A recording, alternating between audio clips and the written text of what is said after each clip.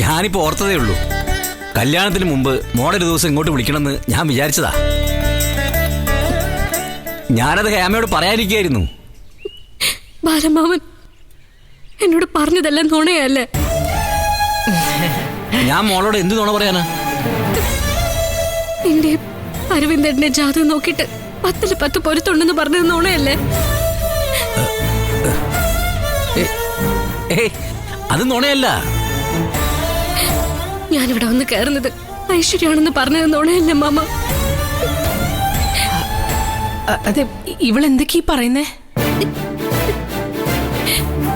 അമ്മായി, അരവിന്ദന്റെ കല്യാണം കഴിച്ച അത് ബാലമ്മയുടെ ജീവൻ അപകട എന്റെ ജാതകത്തിലുണ്ടത്. ആണോ? ഇവള് പറയുന്നത് ശരിയാണോ ഏട്ടാ?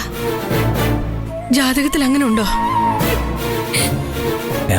അത് പിന്നെ ബാലമ്മ, ഇല്ല, എനിക്ക് കല്യാണം വേണ്ട.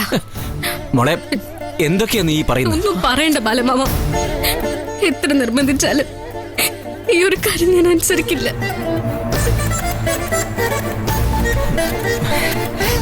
ചാരു, ഈ ജാതകത്തിലൊക്കെ വിശ്വാസം വേണം.